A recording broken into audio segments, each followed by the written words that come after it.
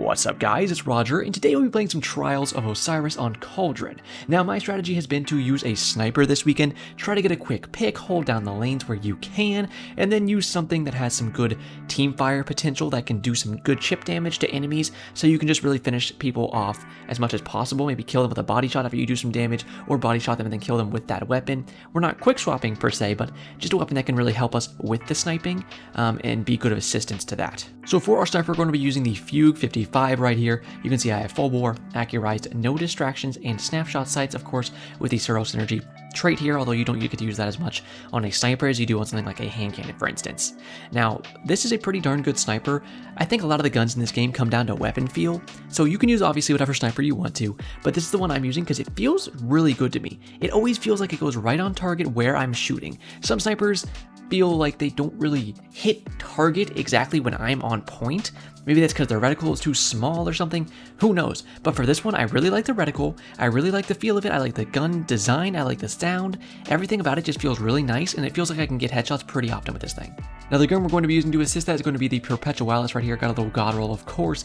I had this thing crafted a while ago, so I have small bore on here, accurized rounds, keep away enhanced, and then enhanced target lock. Of course, these are two very good perks. You can see the range on this is bumped all the way up to a 70. I believe when keep away is proc, that's going to go to 80 or 85, because I think enhanced, it might be plus 15 or plus 20, but either way, point is, the range goes absolutely nutty on this thing when keep away is procced, and then target lock can basically make your usable range go even farther once you keep your aim on somebody for a few seconds.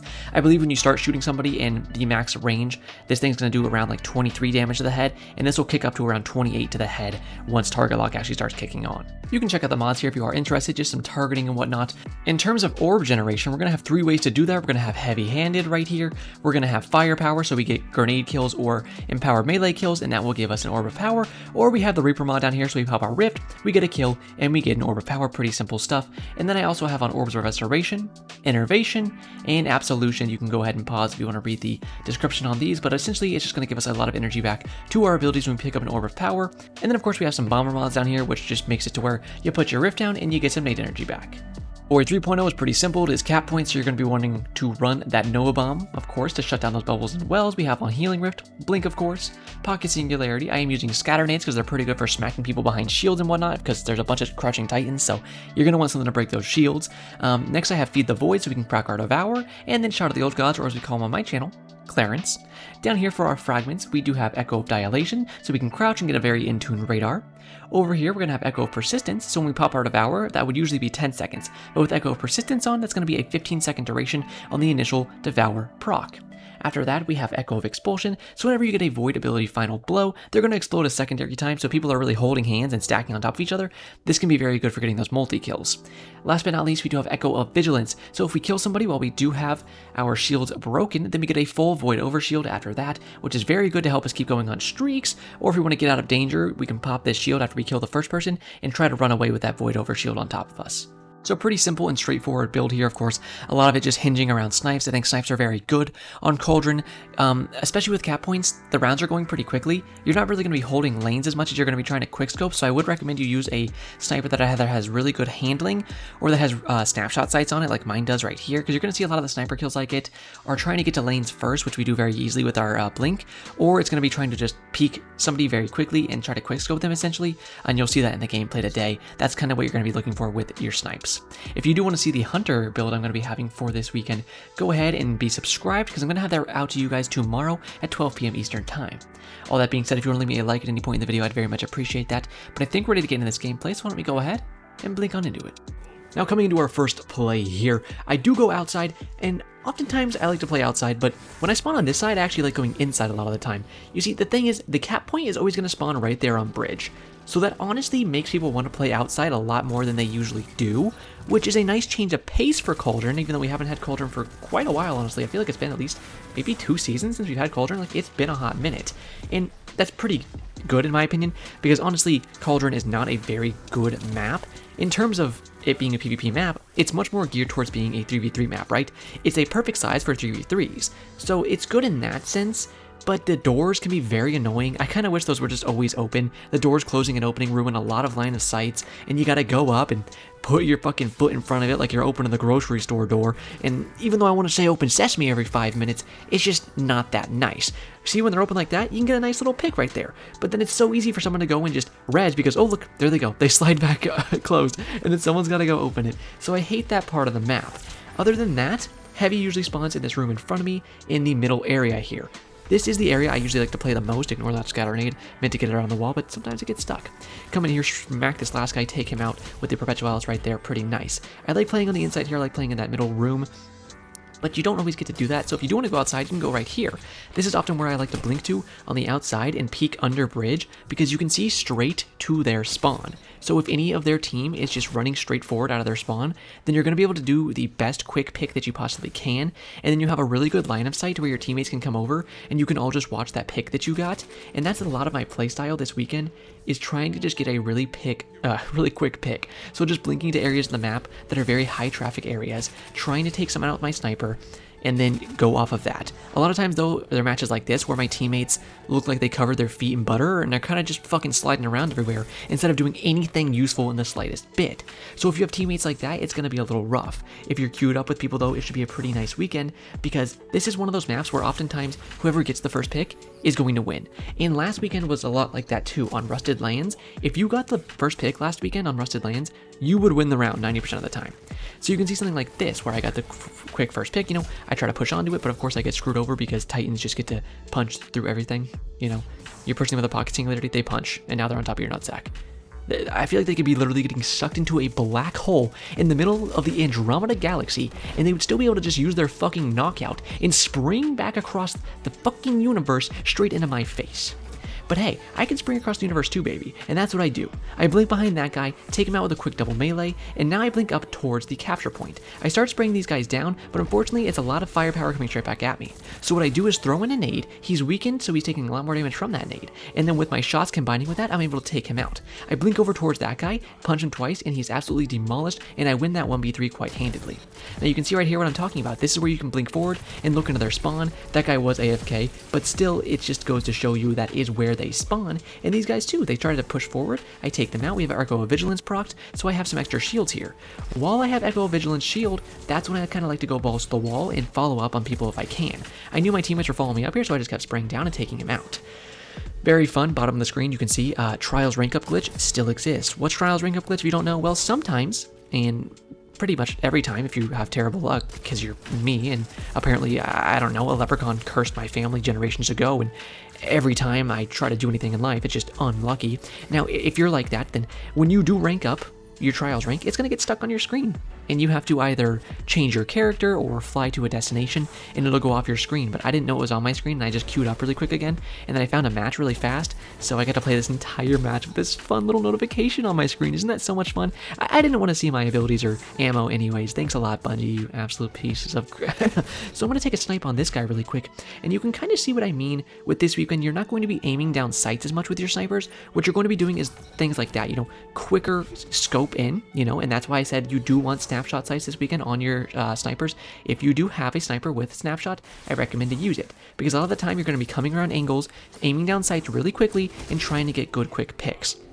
Because if you can't do that, there's not many areas where you can just aim down sights for a long time, because once you start getting tunnel vision on this map, you're pretty much screwed. Another thing I wanted to talk about, and why I have this round included, is to show you, of course we all know, Titans are disgustingly overpowered, right? Yeah, clearly. They're even more overpowered on cap points. And guess what Bungie decided to do? They said, let's change Trials so that every weekend is cap point Trials. So that's coming. Get ready for that. That's what Trials is going to be from now on. They think it's going to be a nice little brisk change of pace, but you know what it's going to be? It's going to be a brisk apple tea where somebody pissed straight down the bottle, and I don't want to play that. I don't know why they make a game mode that is centered around cap points when it's just going to make Titans even stronger. I can go place a rift on there, but guess what that does? It gives me a little bit of overshield and a tiny bit of healing that basically anything in the game can just burst right through. And meanwhile, a Titan can walk up there, place a shield down, and they basically get a free capture unless I have enough time to break it and kill the Titan behind it. But if 2 or 3 people stand behind that Titan shield, they're going to capture the flag even faster. So I basically have no recourse to actually counter that Titan Shield on top of the cap point. Not to mention they have bubbles, which have been nerfed a good bit lately, but they're still very strong. And then Will of Radiance, of course, falls in there, but we're talking about Titans right now. It's just such an annoying thing. The Titans are already so strong. And, don't even get me started on some of the changes they have for Titans, like backup plans. That's about to be a struggle and a half. And then they're going to be even stronger once cap points is every single weekend in Trials now. So get ready for that. If you were already sick of Titans, then you're going to be even more sick of them, because once Trials changes to every week cap points, it's going to be a living hell. If you went to high school every day and someone shoved you into a locker and called you Chadwick, you would honestly be living a better life than somebody who has to sit here and play Trials every weekend, which, it's me, pal. I'm that guy. Now you can see here, I place a Rip Down so I can grab my clearance, throw in a Scatter Nade, which tickles that first guy pretty good, takes him out. Look in the bottom left of the screen. I generated 1 orb of power. I take him out after spawning, putting my Rift down. So that's 2 orbs of power right there. Look at my super energy, we get a good bit of that back. And if you saw down there in the bottom left, I had all 3 of my abilities already back up off cooldown, just off of picking up those 2 orbs of power. And that's kind of what I was showing you with the build earlier. That's what I always love to run. I like to run these mods that can give you a bunch of orbs, and then those orbs feed into giving you more abilities, and then those abilities can give you more orbs, and they just kind of loop in on each other a lot. Now, that is very good, and obviously we like it because we get our abilities more often. Cool.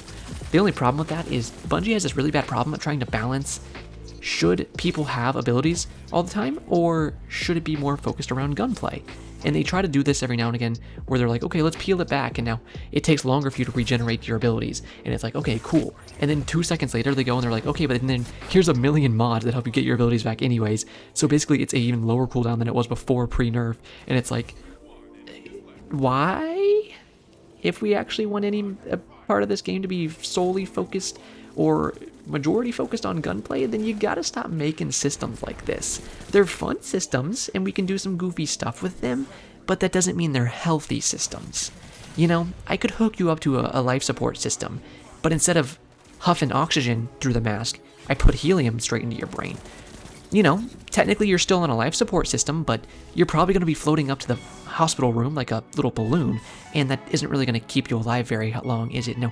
And that's kind of where Bungie goes in this loop where they're like, here's a system, it's fun, but it's not healthy, and they just need to really figure out what the heck's going on there. And you can see here's the inside of the map. I like to play this quite often. We take out one guy, the second guy flies up, target lock stays on this guy pretty good, kicks up in damage, not too often because he was honestly strafing pretty well, but I thought, okay, I did my job, right? I killed 2 people and I made the last guy 1 HP. No, because here's the thing. You ever seen Alice in Wonderland? There's characters in that movie, book, however you want to call it, called Tweedledee and Tweedlefucking-Dum. Yeah, basically I got queued with those guys every single match, it felt like, and they were in my match right there again, and somehow they both failed to kill the one last guy, when they even have a Wither Horde on top of his rift, and it's like, guys, you could breathe on him funny, and he would fall over, and then they just can't even do that. Brothers, I don't know where these people come from sometimes. Hey. All that to say, you can smack someone like that guy pretty good. Now, if you saw right there, I was actually hitting 20 and 21 to the head. I was actually out of range of our range where you're going to be doing max damage with your shots, but because of target lock, once target lock started proccing, those last few bullets that I hit on him were doing 25 damage, which is more than your in-range max damage will do. Usually you're doing around like 23 to 24 when you're within your optimal range, but if target lock kicks up, you can do even better than that from outside of your optimal range, and that's why something like target lock is so good on Immortal, which, by the way, in case you weren't sick enough of Immortal, you were going to be more sick of it this weekend than any other because people are doing nothing but crushing Immortal this weekend. That's the other reason why I hate Cauldron and why I hate any close range maps this season, because ever since they released Immortal, any kind of close range map has been absolute hell, and that includes Cauldron. It's been terrible this weekend because all people do is crutch Immortal. They're sitting behind a Titan shield on cap point. You want to push them? Great, go for it. Guess what you're going to get? 15 green little snot booger bullets straight to your brainstem. I don't know about you guys, but that's not exactly what I like inside of my gray matter. You know, I don't really need those things inside of my head, but that's just what you get, so get ready for that in case you were wondering what you're going to see this weekend. It's Immortal. It's just a lot of Immortal and Titan shields. Now, I like sitting up here. Sometimes you're going to have to open that door for yourself if you don't have any teammates around or if the enemy's not opening it, so keep that in mind. If somebody rushes you, obviously, Perpetualis can be very good for frying them just like that. We get an Orb of Power, we push up behind this guy, and I said, screw it, I'm just going to start laying down on my left click here, and I sprayed that guy down, took him out because he was pinched with my teammates. Very good stuff right there. Now we're coming towards the heavy ammo spawning in mid. They only had 2 guys because one of their dudes rage quit. I come in here. Very good thing you can do with SMGs or sidearms or auto rifles like this is push somebody back with a pocket singularity while they're flying through the air. You can spray them down with your auto rifle, and it's going to be a very easy kill for you to secure. Now you can see here I'm blinking above this guy. I start throwing my scatter nade down at him. I blink behind his shield, and I shoot out my pocket singularity and my Clarence. I saw he was low enough health that a body from my sniper was going to kill, so that's what I did. I just took my sniper out, waited for him to walk through that shield like someone walks through the Wizard of Oz's front door, and basically sprayed his cheekies down with some nice little shots straight to the chest. If you don't have lungs, it's not very easy to breathe, is it? The answer is no, in case you didn't pass your biology class in 4th grade, so I knocked his lungs out of his body. Pretty simple stuff right there. Now you can see here my teammate is trying to push forward, and I want to see if I could assist him, so I let my health regen really quick, and then I flew in behind him. I start taking a nice scatter nade towards the bridge up there. It does some pretty good damage, so after I kill the first guy, I can spray the second guy down as well. Now this is the last clip I have for you guys, so while this plays out, I'm going to say thank you so much for watching. If you do want to leave me a like or subscribe, I'd very much appreciate that. I do trials content every single weekend, and you'll see a lot of that coming out to you this weekend if you do subscribe straight to your inbox. Thank you guys so much for watching, I really do appreciate it, and as always, that is it for me today, so have a great day, Guardians.